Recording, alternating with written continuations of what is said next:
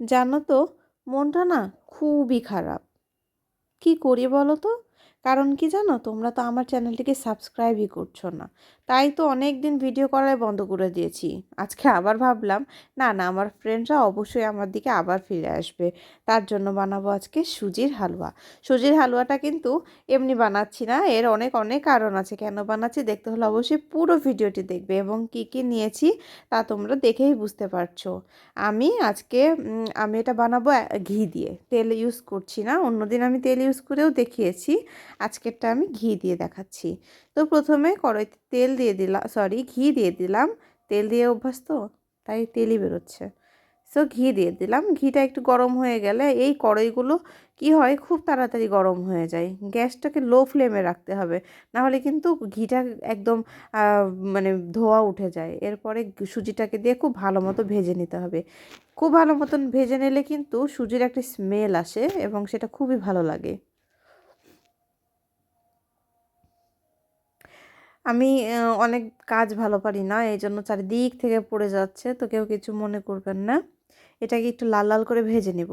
প্রথমে গ্যাস একটু জোরে দেওয়াই আমার ঘিটা পুড়ে যাচ্ছিল, কিন্তু এরপরে গ্যাসটাকে স্লো করে দেওয়ায় আমার সুজি লাল হচ্ছে না। আমি তারপরেও হয়েছে। এর মধ্যে দিয়ে দিলাম 1 কাপ দুধ, তার মধ্যে দিয়ে দিলাম 2 কাপ পানি। আর আমার মতো এই ভুল কাজটা করবেন না, পানিটা অবশ্যই গরম করে দেবেন। আমি একদম ভুলে গিয়েছি, এবং আমার সুজিটা একটু দলা পেকে গেছিলো। তো এটা মানে কোনো কিছু মনে করবেন না, এখানে আমি চামচ দিয়ে ঠিক করে নেওয়ার চেষ্টা করছি। তবুও একটু একটু দলা ছিলই। তো কিছু করার নেই, এখন যেহেতু ভুল আমি করে ফেলেছি। সো এটা একটু পানিটা কমে আসলে, এখানে 1 কাপ দুধ দিয়েছি মাত্র, এই জন্য যে এটা কিন্তু দুধের মধ্যে দিয়েই আমি পিঠাটা তৈরি করব। আর চাইলে আপনারা এখানে গুঁড়া দুধ কিংবা ড্যানিশও ইউজ করতে পারেন।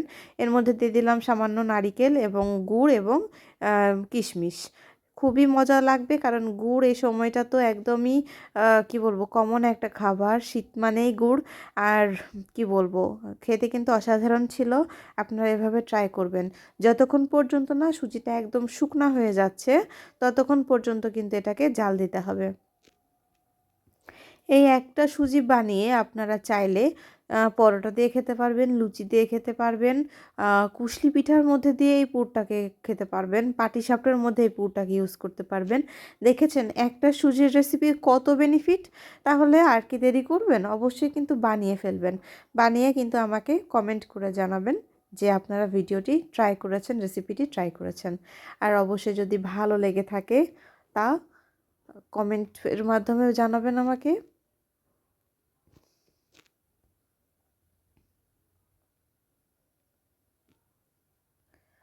একটু বড় চামচ নিয়ে কাজ করবেন, তাহলে হাতে না গরম লাগবে না। আমি আম, অনেক ভুল ভুল কাজগুলো করার পরে কিন্তু শিখি। আসলে এখান থেকে শিখাটা অনেক বেশি, যে কি কি ভুল করছি আমি, সেটা কিন্তু নেক্সট টাইমে আমি আর ভুলগুলো করি না। তো এই যে দেখুন, আমার নিচে কিন্তু একদম লেগে লেগে যাচ্ছিল, কড়াইয়ের সাথে আটকে আটকে যাচ্ছিল। তার মানে কিন্তু আমার সুজিটা হয়ে গিয়েছে অলমোস্ট। এরপরেও আমি আরও একটু নাড়াচাড়া করব, কারণ এরকম নরম থাকলে কিন্তু কুশলি পিঠার ভেতরে পুরটাকে ইউজ করা যায় না। তো একদম শক্ত হয়ে গিয়েছে। আমি ঢেলে একটু ঠান্ডা করতে দিয়েছিলাম। এটা যদি এমনি খান, পরিবেশন করবেন বাটিতে এবং ওপর দিয়ে কিশমিশ, কাজু বাদাম, পেস্তা বাদাম ছড়িয়ে, দেখতে অনেক সুন্দর লাগবে।